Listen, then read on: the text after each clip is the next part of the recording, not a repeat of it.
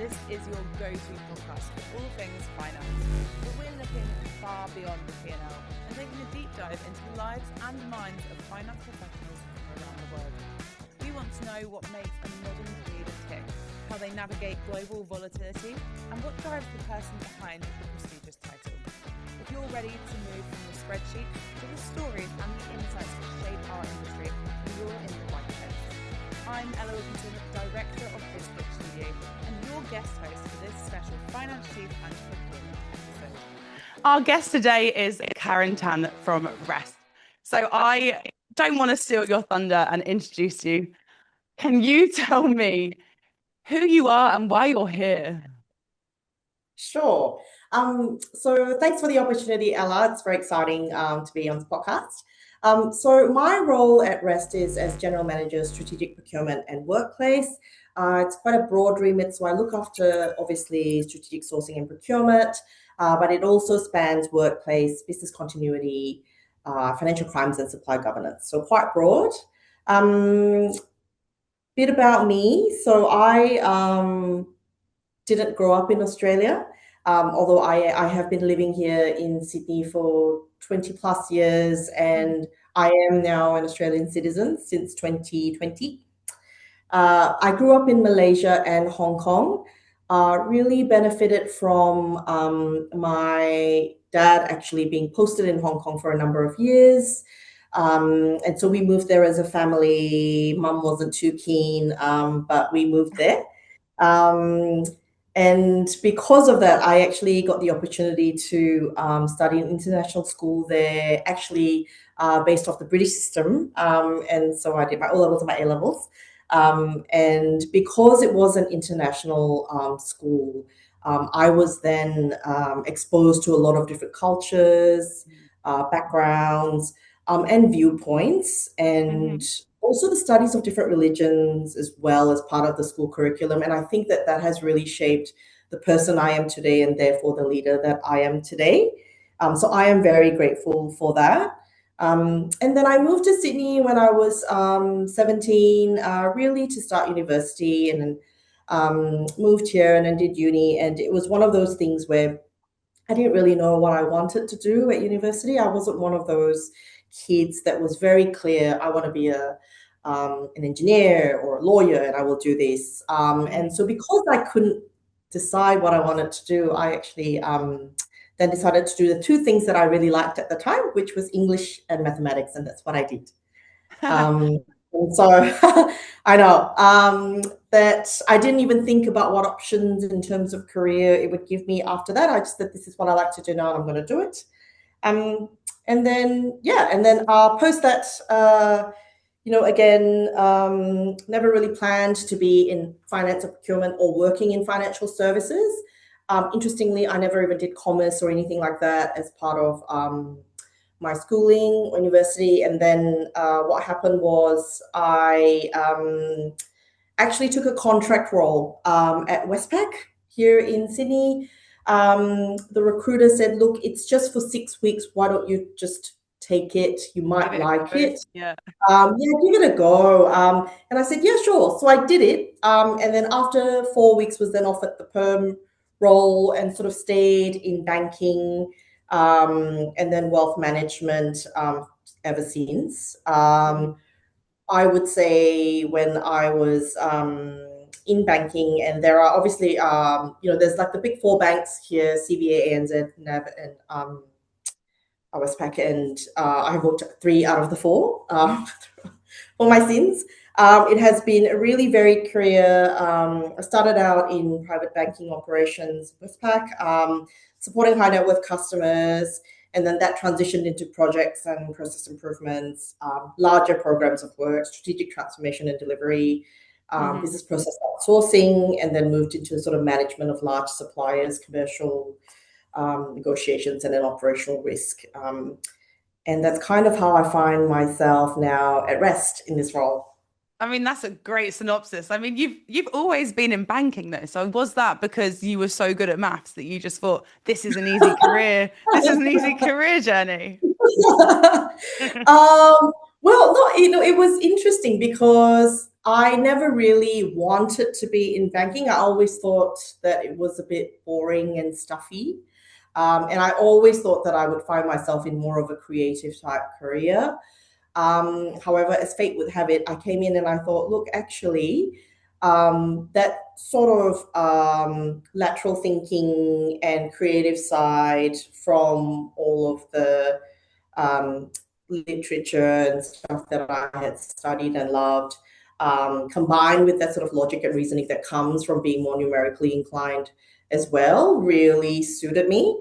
And so it's really helped me stay in the industry and sort of learn and grow through that. I think the thing that has really stood out for me throughout my career is this ability to pivot and adapt. Like I'm always the one that is willing to put my hand up for a stretch assignment that just seemed really odd. I'll always take on a challenge that no one wants to go near. And then when I take it on, I make sure that I see it through to the end, and that we get the outcomes that we want. So I think that that has been a constant thread throughout all the roles that I've been fortunate to be able to have till today. And yeah, I think that as a leader as well, I mean, at the time when I started, I didn't know that that was actually a key quality that you needed as a leader, to be adaptable and Mm. willing to pivot and change, and really focused on um, the outcomes that you need to get to, but having the willingness to pivot when you need, when new data comes to light, as well. This podcast is in partnership with Amazon Business. Amazon Business is your one-stop destination for everything your organization needs. Think of it as the Amazon you already know and love, but specifically re-engineered for the way you work. Amazon Business gives you access to business-only pricing on millions of items and quantity discounts that scale with your growth. It's about spending less time bogged down in those manual tasks and more time on what really matters. So head over to Amazon Business and make the power of Amazon work for you. And obviously, as a leader, then you thought you were going to go into more of a creative field. But have you seen like the ability, in a position of power to add creativity to your day to day? I think so. I think my team will probably find this part really challenging, or maybe, really annoying sometimes, I would say, if I'm honest. But I'm always the one going, and now that you've presented all those facts and figures to me, have we thought about maybe this thing that we could try? Or is there a way that we could incorporate another team that might make this solution better? Which is, I would admit, cause extra work sometimes. But I think it gets us to a better outcome, I think. And it Most probably times. encourages your teams to be, to think slightly more outside of the box when they're coming to you with solutions. Yeah, I think so. And I actually think as well, like in procurement, you actually need that in procurement and projects as well in general. And I think also really in finance, like when you think about just the managing the bottom line and things like that. Obviously, that's a very black and white, cut and dry. Like this is the number you have to hit. This is the plan, that sort of thing. But how you get there, there's multiple ways. And I think that if you're not open to trying things, then sometimes those hard metrics and hard targets can seem really challenging and unattainable. And like, I think that, we should, as leaders, try to create a pathway for our teams, and sort of position things in a way that, yes, that's hard, that's a hard target, it's an immovable deadline, but how we get there, we can determine that. Like, we are the masters of our own fate in this journey, and we can orchestrate how we get there. And I think that that's the stuff that drives me at work, and that's what keeps it interesting for me. So let's move on then to your journey into procurement. So obviously you now Yeah. sit at the head of procurement in a huge company like Rest. How how did how did your financial background kind of skill you up ready for your procurement journey? Yeah, I think it sort of happened organically if I think about the journey that I've been on. So it sort of started with me being involved in large transformation type projects where you 99 out of 100 times you will work with a outsourced partner, and so through that it then led to roles where I was then managing large outsourced business process providers, and then you start going into, well, if you start onboarding these partners, then there's an element of risk, and then that leads into, well, what does this mean? Does it introduce operational risk? Does it help it? Does it hinder it? Does it make it more risky? And then through that, and how I like to work is that I like to build relationships, like at all levels of the organization. I am very, very intentional about my professional networks. And so I always try to think about how I can build in reciprocity into the relationship. So it's not one way, it's always two ways. How can I help them? How can they help me? How can we help other people? And so that has been really helpful throughout the journey, because the reason I'm here at Rest is actually through my professional networks and building a reputation for being able to take difficult things and then getting a successful outcome at the end of it.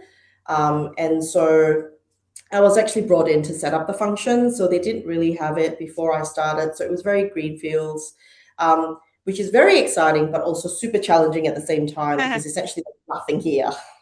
Yeah, but like you said, so exciting. Yeah, and I was like basically the first team member, and then coming in, it's not for the faint heart. I have to say, it's not for everyone. And yeah, but it was really, like, I have to say, in the first few weeks that I was here, I almost thought, I'm not sure if I made the right decision. Like, maybe this is just one challenge too much, Karen. Like, maybe you're just in over your head here.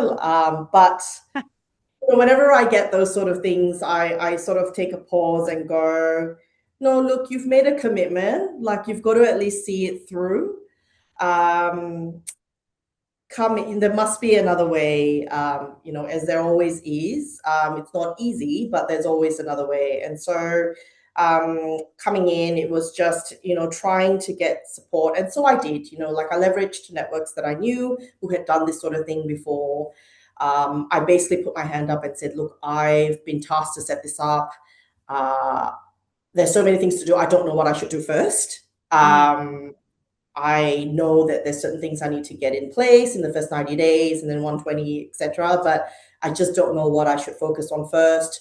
And, again, the power of these professional networks is that people are so generous with their time and their experience and their knowledge. And that's what happened in the first sort of 30 days. Like, I literally just went out and met up with everyone that I knew that has any connections in this space, has done this before, who could recommend a pathway on what to focus on in the first 30 days, 60 days, 90 days.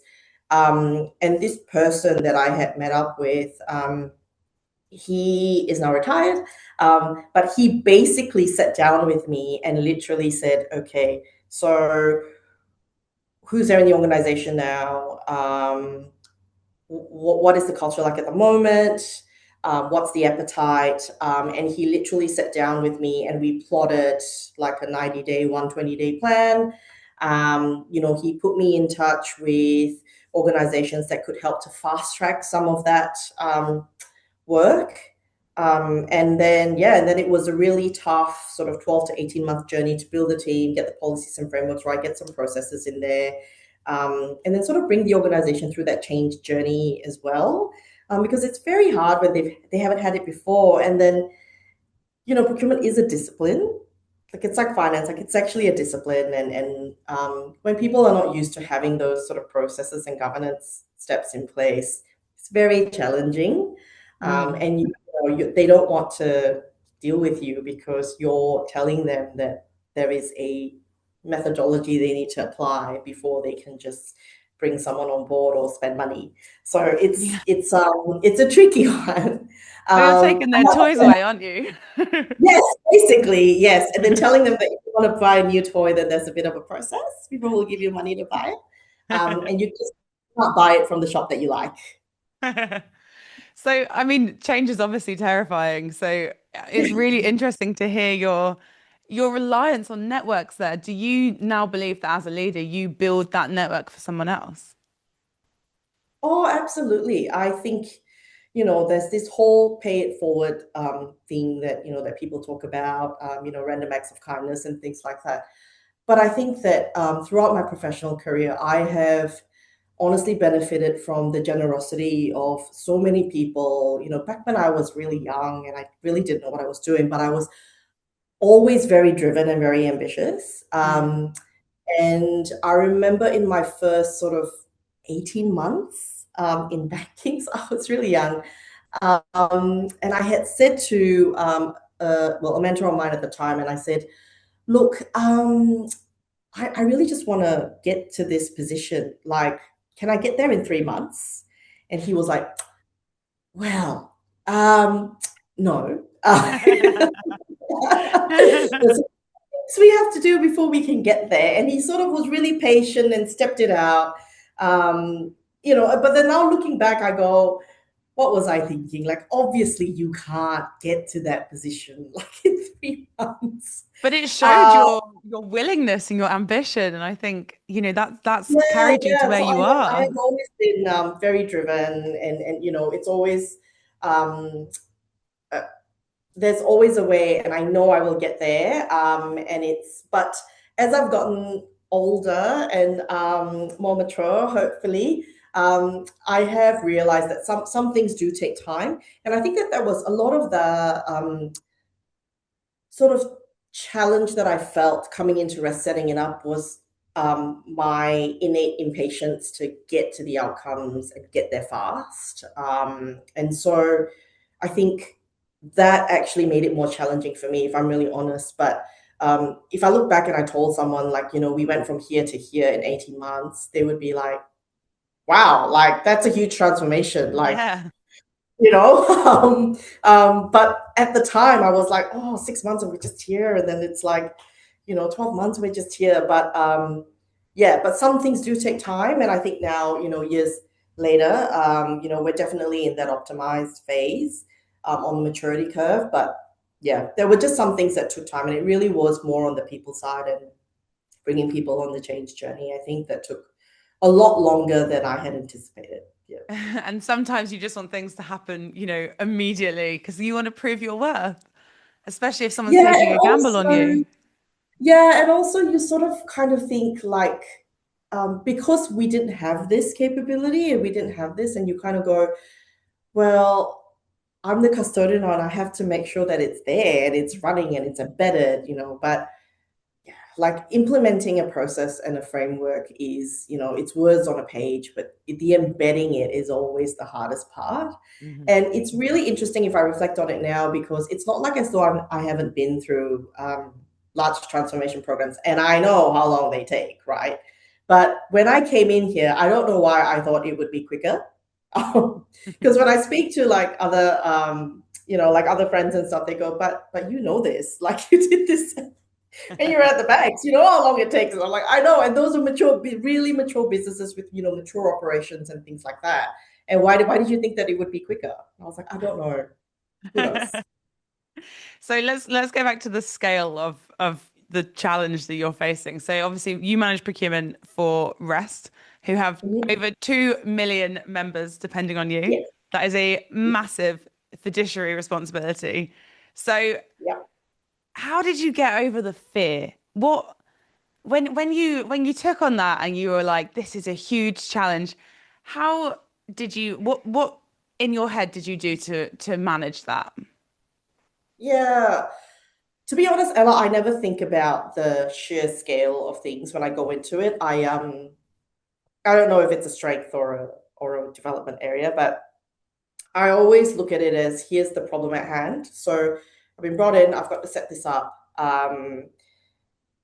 we've got this fiduciary duty, everything has to be in members' best financial interests. I always focus on, okay, so what are the guardrails that are required? Is it there? Is it not there? And I sort of try to chunk it down so that it doesn't become overwhelming.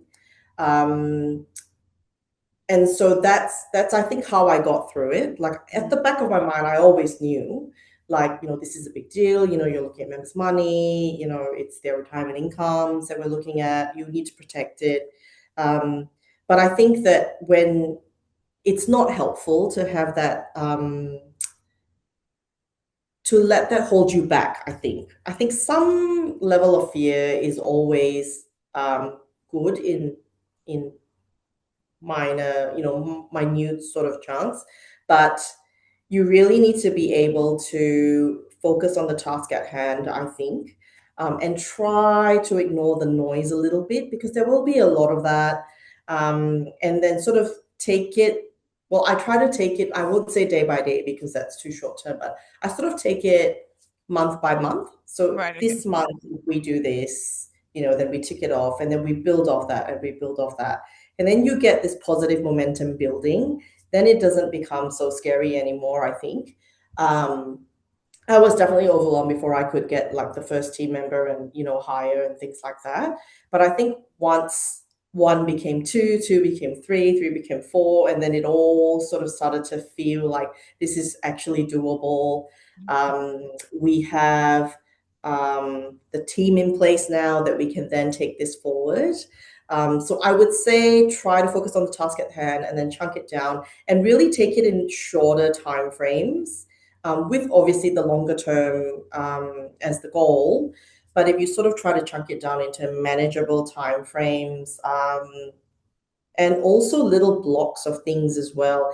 And I think people need to be willing to admit that I think I may need some help with this. So I certainly did that when I started. I sat down with my leader and I said, this is what I'm thinking. Do you think it's doable? Am I biting off more than I can chew? What's reasonable? And what can the business accept at this point in time? So obviously we are now a large fund. There's 2 million plus members. We're 105 billion in funds under management. But when I joined, we were at about 60 billion. So it was smaller, it was a bit different. And that's also been quite satisfying, being able to lead the function through that growth. And then here today, I think. So that's been really rewarding as well. So one thing that you mentioned there, and I think a lot of people don't do it, is ask for help, because it appears as a sign of weakness, but Yeah. it's actually a strength, really. So how did you get over that hurdle? Yeah, I think, yes, I would say early on in my career, I probably should have asked for help more often, and I didn't. Um, but as I get, as I've progressed through my career, I've really seen the benefits. And also, I think a lot of the times people don't want to ask for help. And yes, it's, potentially it's a sign of weakness, but I think it's also because people have this preconceived notion that other people are just too busy and they don't actually have the time to help you. And they're already so busy, they have their own problems. And if I put my hand up for help, then I'm adding to their problems. But oftentimes it's not. It's just all in our head going, oh, I don't want to impose. But actually, people love to help. Like, honestly, I mean, whenever someone comes up to me today, and they go, actually, I just want to bounce this idea off you. And they may not be in my team or anything. They're just, somewhere in the business. I'm always like, I'd be delighted to help you. It's an honor. Like, this is so interesting. It's something different, and I'm very happy to share, and help. So I think, I think it's just people just have this preconceived notion that, that they don't want to impose on others, but really, So obviously I would say 9 times out of 10, people are willing to help. Yeah, people love it because people feel they love being needed. So Yes, I think so. Yeah. I think it's an ego boost for the individual as well. Yeah, possibly. Yeah, to say like, okay, well, they've sought me out. So yeah. So obviously you've been at Rest over, a huge change for the company, But now we're in a very, very big change for the world. So, I mean, Yeah. geopolitical disasters, geopolitical occurrences are happening so Yeah. frequently. How would you Yeah. say that your definition of successful procurement has actually changed over the last few years? Yeah, that's a great question. It's I think when I started, it was really about setting it up, do we have the right people, process, and technology in place, right? And then it was trying to get all of the basics there and humming. Now I think it's different. Now I think, with the way the world is, there's a lot of other things that we need to I wouldn't say worry about, but the focus sort of shifts now. I think it's not just as simple and black and white as, it's the bottom line, it's the commercials. It's really about, I think, two things. It's about the value that we can create for the organization Hmm. through a lens of, I think now more so, um, resilience and sustainability. And it's not really a buzzword thing. It actually is required now because you really need to think about the sustainability of the service providers that you have supporting you, because that whole supply chain is very different now. The landscape's very different from what it was even, say, 6 to 12 months ago. Mm. You really also now need to think about the resilience of your supplier portfolio. Do we have the service providers that will be here in 2 years, 5 years, 10 years for what we want to achieve on our strategic roadmap? So it's definitely shifted. Like I would say maybe like 5 to 6 years ago, no one would talk about really resilience of your portfolio. Like that just never came up. It was all about how do you get more? How do you get more savings? How do you hit your targets? Like it was all about those sort of hard metrics. But the conversation has definitely shifted to a lot more on, resiliency, sustainability, and like here at Rest, like we pride ourselves on our ESG principles, and it's within our responsible investment teams and things like that. And it's definitely something that's different as well, because now we talk to our service providers about that. Mm. We say what's your sustainability roadmap? Do you have net zero target? Like when are you trying to achieve that? Ours is 2050. When's yours? So there's very different conversations now, and I really like that. I like that shift because I think it's a lot more focus now.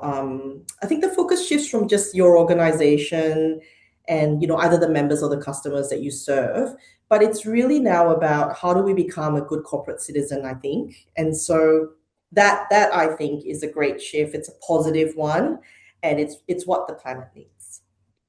So, right, historically, then, a CPO and a CFO were probably best friends because a CPO's job was just get everything as cheaply as possible, and the CFO was going, brilliant, that sounds great. But now it's not really just about cutting costs. So, how do you prove to to the company that Yeah. like clever procurement is actually, it can be a financial lever for the business? Yeah. I think, look, it's perhaps because I didn't come, like I did sort of grow my career throughout my career in procurement. And so I bring a very different lens to it, just based on my experience. And so from day one, it's always been about, not just the bottom line. It's always been about what's the value that we can get from bringing on this service provider, and why this service provider over that service provider. Hmm. And, there were a lot of things that we would look at, and a lot of it is about, um, if we onboarded this service provider over that one, this one may be cheaper, this one may be, 20% more or something, to pick a figure.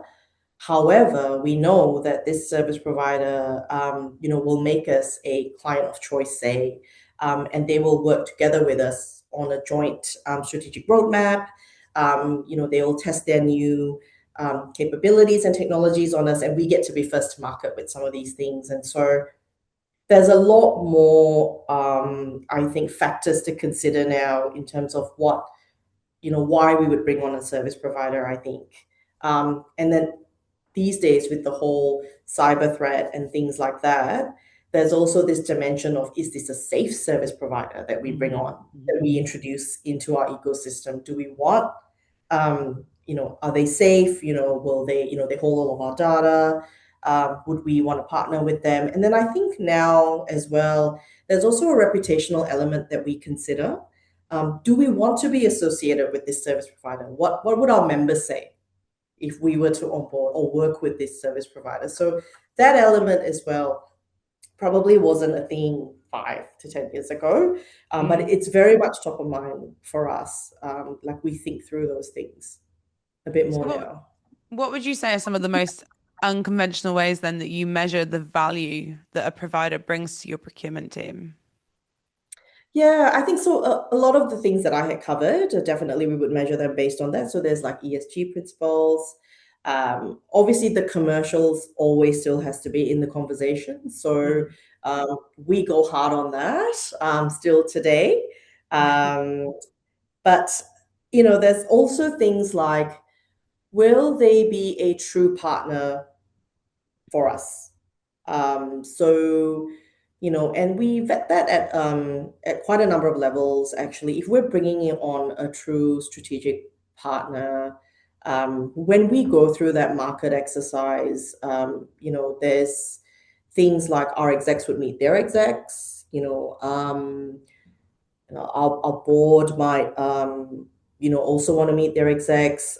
There's a whole process that is followed just to ensure that it's the right fit at all levels. So obviously the operational teams meet the operational teams, exec teams meet the exec teams. We sort of structure the market scan that we do quite thoroughly, and we move through phases. And then we would then go, okay, well, if this partner comes in, what does that arrangement look like, in the first, say, 1 to 2 years, and then 3 to 5, 5 to 7. And then would we then bake in, even contractually and commercially, to go, do we lock in some pricing now? Yes. Do we agree to be flexible on certain things because we want to go on a transformation journey with them, for example? And so there is a lot of factors that goes into determining the value that we get, and we do that thoroughly here, or because we have to, and it's also the right thing to do by our members.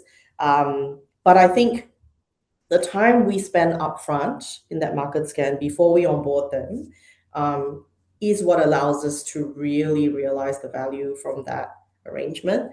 Because a lot of the times, when people take shortcuts with that process, then downstream is that we don't get the value that we thought we were going to get. And then that's when the CFO is not happy.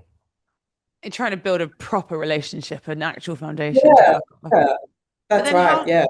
How do you balance then the very business heavy? This is a financial deal. This is a business deal with. We don't want to, ruin your day. We want to be a happy part of your day. We want you to work with us. Yes. Again, I think in my experience in some of these sort of high stakes negotiations that we've had is, again, I think we always go into it with preconceived notions that the other party is never going to agree to this. They're never going to say yes to this, right? And we always sort of have that, right? And that's quite common, right? The businesses would discuss it and go, no, they're never going to agree to that, right? And then it's so interesting because then I would say, have we put it in front of them? Have we asked them? And the answer is often no. And I'm like, well, how do we know then that they'll definitely never agree to this? We haven't even asked them. So a lot of the times I think we've lost the battle before it's even started, because we're like, well, we don't want to rock the boat. We don't want to ask them for that, right? But then when I found that when you go in, of course, they're not going to say yes straight away. Sometimes they do. But a lot of the times, right, when you put something on the table, right, and then you're able to articulate why it's on the table and why you would like them to consider it, I find that you may not get exactly what you want, but you can oftentimes get 70 to 80% of the way there, and that is a much better outcome for the organization than if you didn't put it on the table in the first place. And then almost everyone feels like they've got something out of it. Yes. And I think sometimes it's the whole conversation that needs to be had, right? But then it can get quite, emotionally charged. And sometimes you need to have multiple conversations, the same topic, multiple conversations with different people in the room on both sides. Yeah. So I've got time for one more question. And I think this is a really important one, but it's at your position, how do you view your role in shaping the broader financial ecosystem through who you actually choose to work with? Yeah, I think, I always view it as we always have an opportunity to lead the way, right? And, people say, yeah, but, you're just a industry super fund in Australia. I was like, well, no, not really. We're actually a global investor. Like we invest money in the US, the UK, Europe, and Asia. And we have a role to play in the global market, I would argue. And so whenever we are looking to onboard a new partner, I always try to think about it from that lens. I mean, we have an opportunity to influence them, influence how they implement the solution for us and help us optimize our business operations. We have an opportunity to talk through joint transformation maps. And I think the key there is to always think about how you can make it work for them. So what's in it for them as well. Mm-hmm. So it's not just about us, like a one-way transaction. We pay money, they give us a service, end of. It's always about, what can we bring to the table and what will their association with us mean for their business as well, right? Mm-hmm. And I think as we get larger, which we will, and as our funds under management grow, the number of members grows, that gives us really positive leverage, I think, in these conversations. And we definitely can capitalize on that. And we have already started that journey. And I think it's such a good point to end on there, just to make yourself the most attractive partner to work with.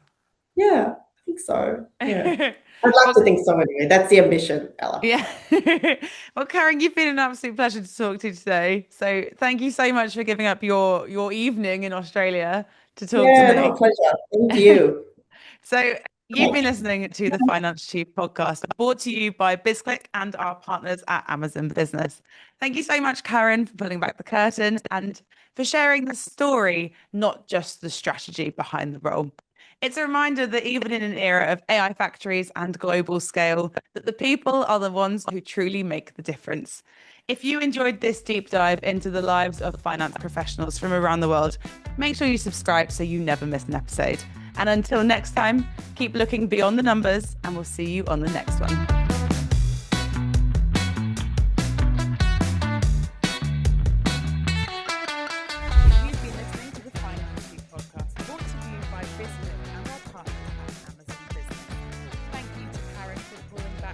And sharing not just the strategy, but the story behind the role. It's a reminder that even in the era of AI factories and global scale, it's the people that truly make the difference. If you enjoyed this deep dive into the lives of finance professionals from around the world, make sure you subscribe so you never miss an episode. Until next time, keep looking beyond the numbers, and we'll see you on the